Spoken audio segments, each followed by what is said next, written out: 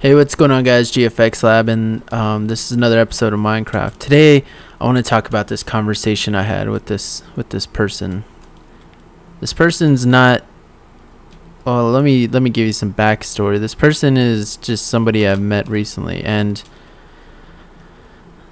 then I guess like has a complex about wanting to find people who are more spiritual, I guess. But like she feels like she hasn't been able to make that happen, and I can't undo that. I just broke those things, and I didn't want to do that. Actually, maybe I did. Yeah, and she was saying like she thinks that guys have like this. She thinks that guys have camaraderie and girls don't. She has that in her mind that that's true, and I think like it's kind of funny. It's kind of silly to me to think that, because I know a lot of girls that have camaraderie more so than guys do, and it is silly to think that,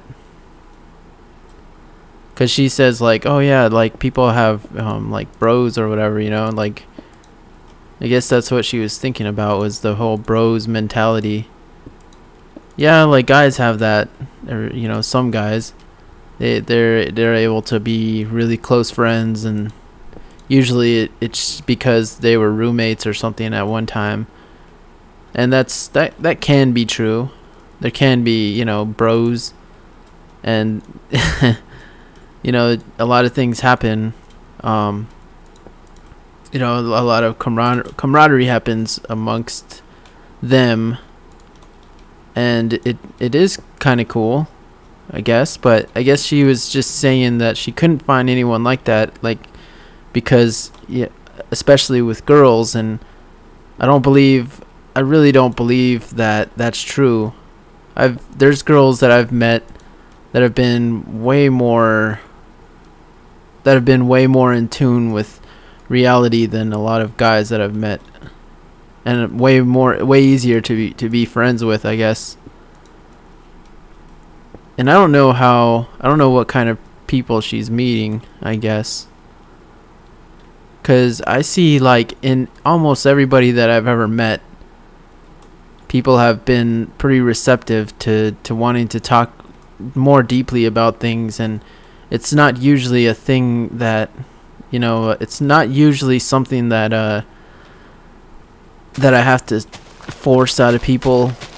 It's usually just something that happens all the time whenever I'm talking to somebody and they want to talk about something that I guess they consider spiritual. I just think everything is just normal, like this normal conversation.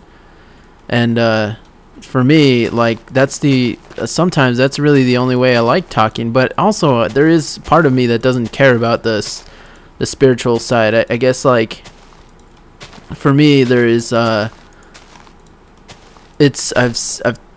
said so many things. I mean, I've talked so many times about the whole spiritual aspect of life that I have an internal script in my head that automatically just goes on, and because I guess it's because I've talked so much about it that I can pretty much come up with I've came up with a script to basically to explain my thoughts and explain the way that I think on a normal basis. So whenever someone asks me about like, oh, what do you think about God? What do you think about love? And what do you think about, and usually people are interested in like the most abstract ideas.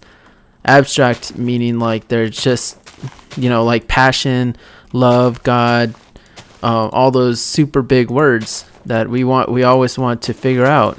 You know, even life can be one of those abstract words. And I have answers. I have my answers for those things, and I think like a lot of people are just interested in like wanting to be they just want their ideas verified. Really, when they ask you a question, they're not asking you a question, they're asking themselves a question, and they're hoping that you'll return, you know, the idea and say, oh yeah, like I was totally right. They just want to feel validated. Really, that's whenever someone asks you a question about that, in those abstract ideas. And sometimes I think I should just not say anything at all, because what if I don't say anything? What if I don't verify their feelings? What are they left with? I guess that's something I've got to experiment with, because that can be somewhat dangerous if I did it wrong. But I don't think it's too dangerous. It's not like a really big deal, but maybe one of these days I'll try it out on someone who I think could handle that. But I don't see like things. I don't even see a lot of it as like spiritual talk. You know, like I just see it as just explaining the world around you. There's so much procedure involved in the world, and I like to make some sort of logic out of it, because there's a lot of truth to a lot of to a lot of things that people consider as like miracles. There's a lot of truth to, I mean, there's just things that haven't been explained. And I think as we grow as human beings, we will find ways, and we will know how to come back to those things. So like ghosts, this person asked me, like, what do I think about ghosts? Do I believe in ghosts? And I don't think it's a matter of belief. I think that ghosts are really I think that there is impressions that we leave on the world. Like if you're in an area long enough, I think that if you're in an area long enough, the world around you is going to remember that area. Like if you say the wind, right? The wind around an area has, you know, this person has gone in this same spot like so many times. The wind is going to recognize, I'm not sure if the wind, obviously the wind probably doesn't have memory. Well, I'm not a scientist, so I wouldn't know that. But my guess is that, you know, my best guess would be that the wind sort of remembers, it has like a muscle memory that you were there, and then the wind kind of like always comes back to that same spot in just because it's been repeated so many times. So the impression of your body and the impression of your movement in that area gets repeated over and over and over. And I think it's like that for everything. I think that the impression of you and your soul and all of the things that we don't even know about, like all of the impulses that we give off that we are not aware of, because we don't have like our senses as human beings right now are pretty undeveloped. We don't have, like, when you think about our sense of smell, our sense of touch and sight and everything, we're fairly weak animals. But the thing that sets us apart is that we have a mind, and we're like conscious of the world and everything that's happening around us. So that sets us apart from animals, and that's why our frail, weak bodies can actually survive along with these massive lions and tigers and bears. So I think that as we develop our senses further, and as we become more evolved, you know, things are going to come out. Things are going to start to make more and more sense, and we're going to be able to interface with them a lot easier. And I know, like, stuff like ghosts and, you know, gods and all these things that people that were written, who knows, they might actually be true. You know, there might be like the gods of Zeus, like there might be, you know, the Greek gods, and there might be all these other things that we don't know about or that we've lost touch with. There might be a lot of other stuff, you know. We're just continuously exploring the universe, and I think that the more that we continue to explore, I think the more that we you know, the closer we get to just living life. But at the same time, like, you can experience all that stuff if you just become in the moment and accept everything for what it is. Otherwise you're going to be missing out if you're just lost in your own mind the entire day. I know a lot of people who just stay lost in their minds all day, and they don't ever give themselves time to just take a breather and let everything be as it is, and let everything be perfect without labeling everything, without having to say like, oh, I'm looking at my computer screen and watching GFXLab play Minecraft, and you know, like, what's next? You know, you sit there and you like click on your YouTube channel and you start, you know, that's fine if you're watching YouTube videos, but as long as it doesn't become, you know, your entire reality. If you can just sit there and relax and, you know, enjoy yourself just sitting there on, and enjoy the chair that you're sitting on and the table and all those things are just so alive, but you take them for granted. Obviously, like, we can't always, well, that's a lie. I doesn't say we can't always just be present and in the moment, but we can.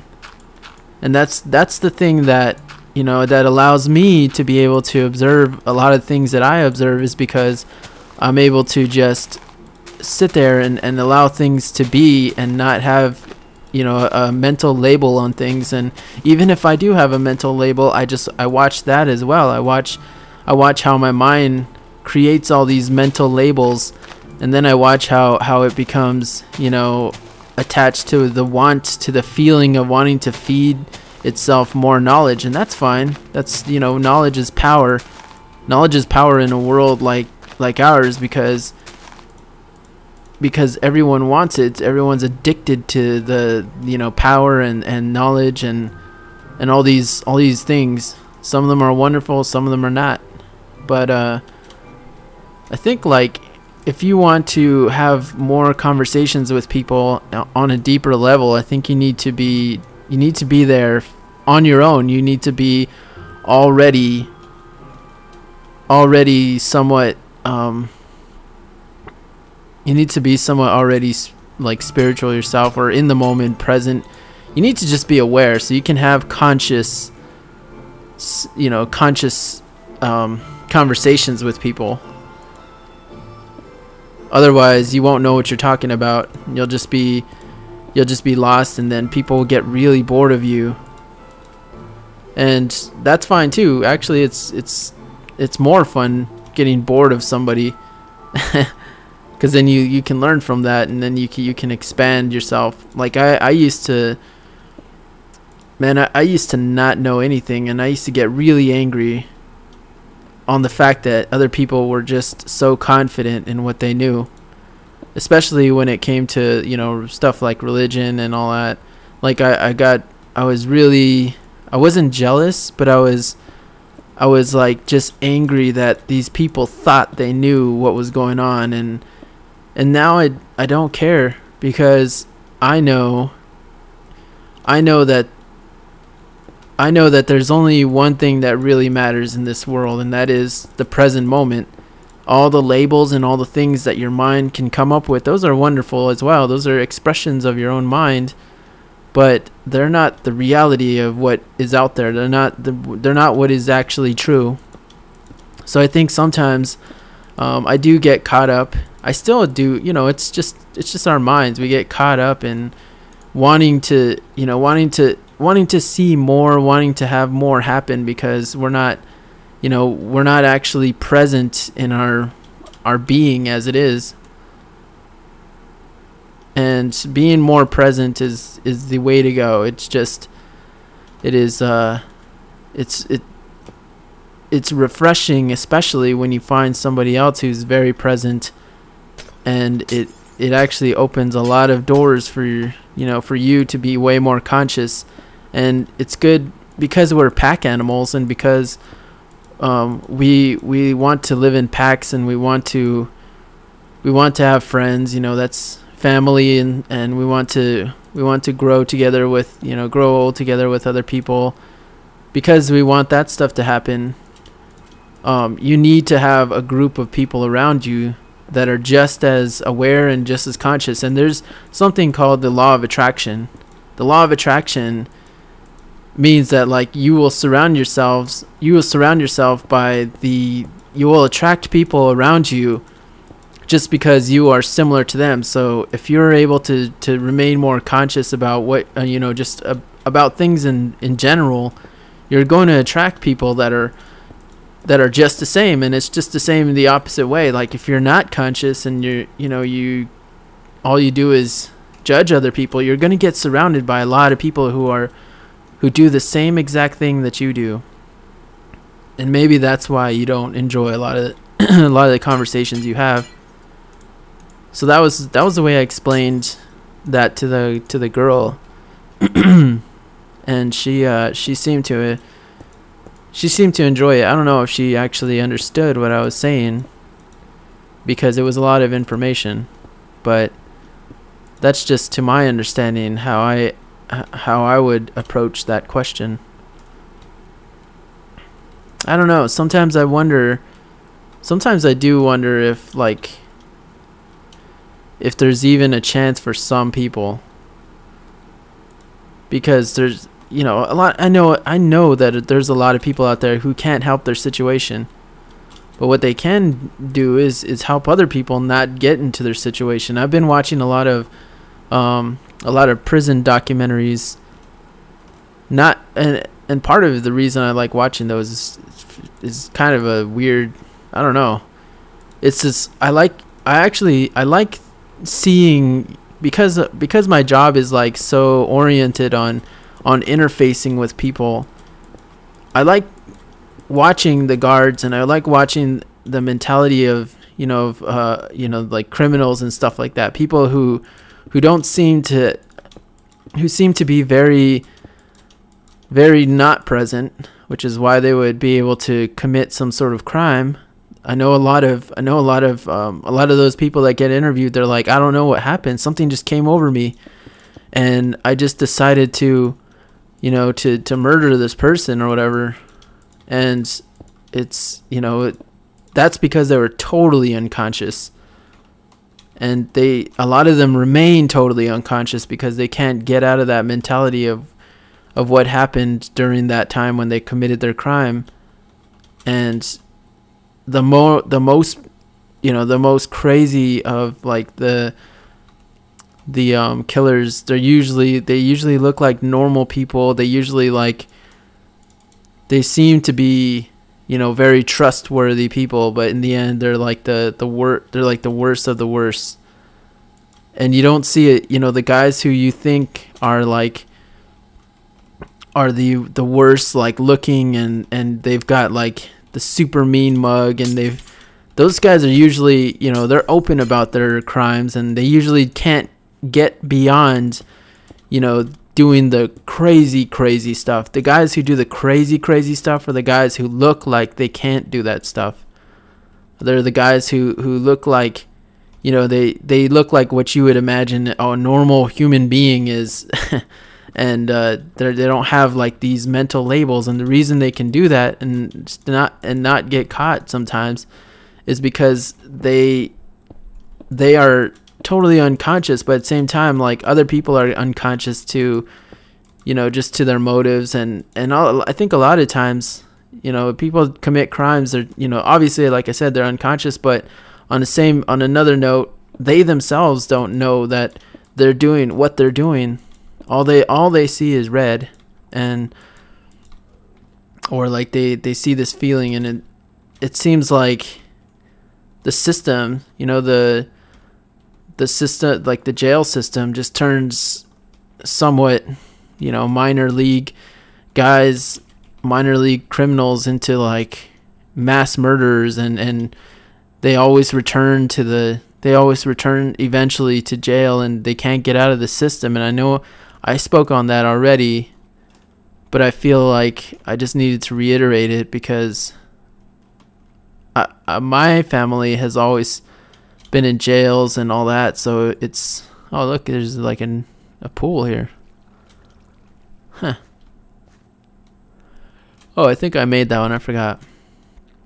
But yeah, I think that watching those documentaries feeds my mind on how to create better interfaces for people, because I start to learn the patterns of, you know, people and their wants and needs. I feel like this roof needs to get cut off here versus coming up like this, like it does now.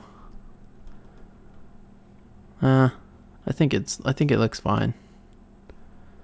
It almost looks too angular. Like it to be a little more roundish. Let's see.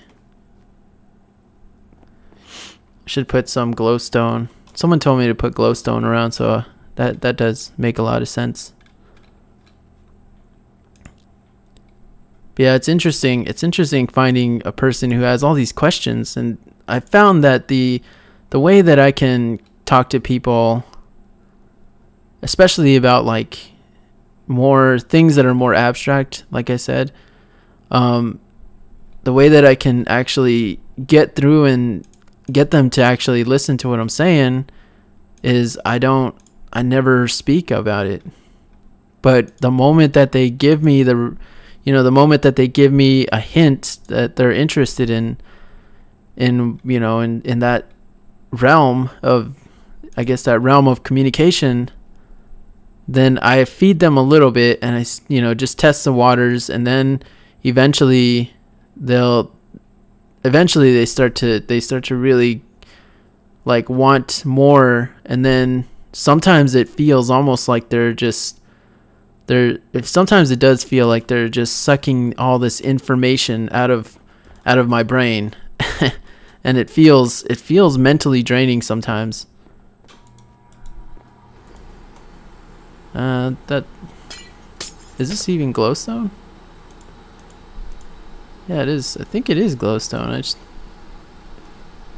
Hold on. I need to test this glowstone.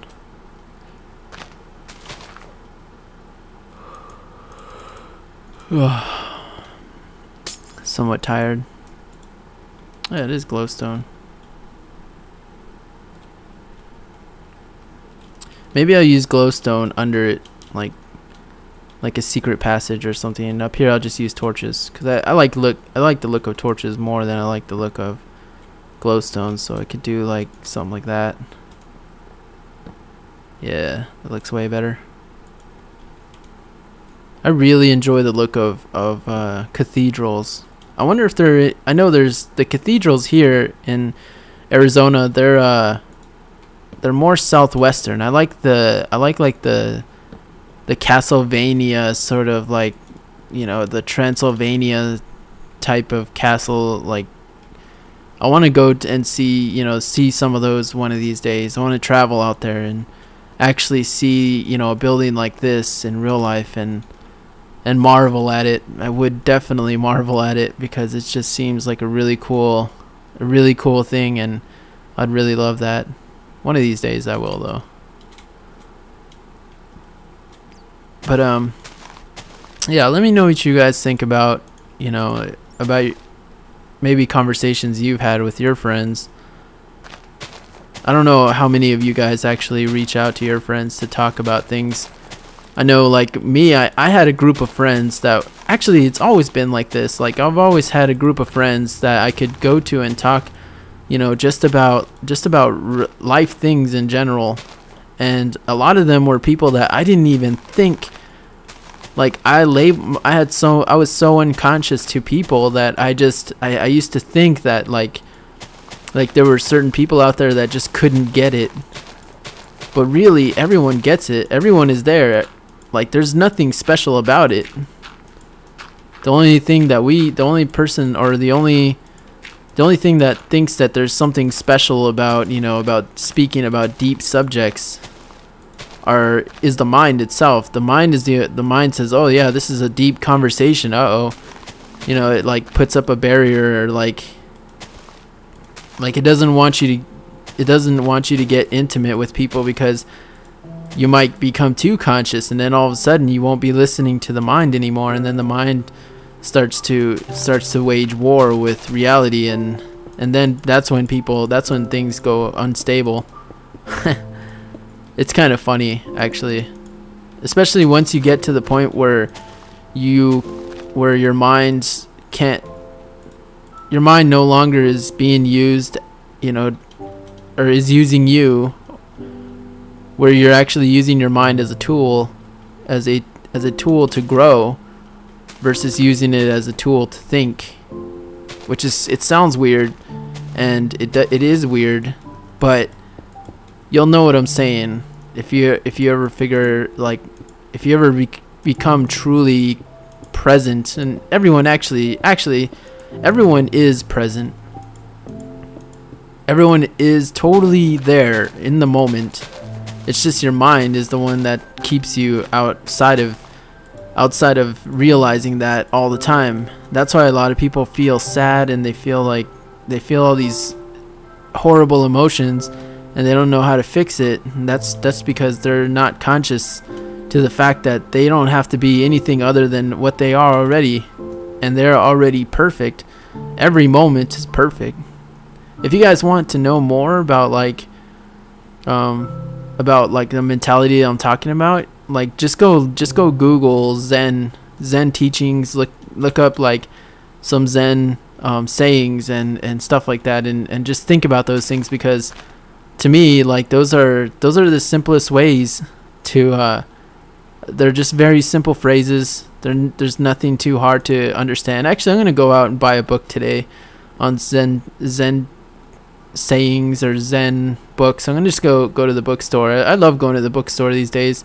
I don't even like looking stuff up on the internet all that much anymore. I like having physical things to hold on to, and I like the interaction I get when I talk to somebody at a bookstore. But anyway, I hope you guys have an epic day or an epic night wherever you are. Let me know what you guys think about the things that I spoke of in this video. If you guys want some more videos, like and favorite the video, and I will definitely make you guys more Minecraft videos. Sorry for not posting them daily. Eventually that'll happen. They probably won't be 45 minutes long, but I will make more videos for you guys. Anyways, peace out, guys.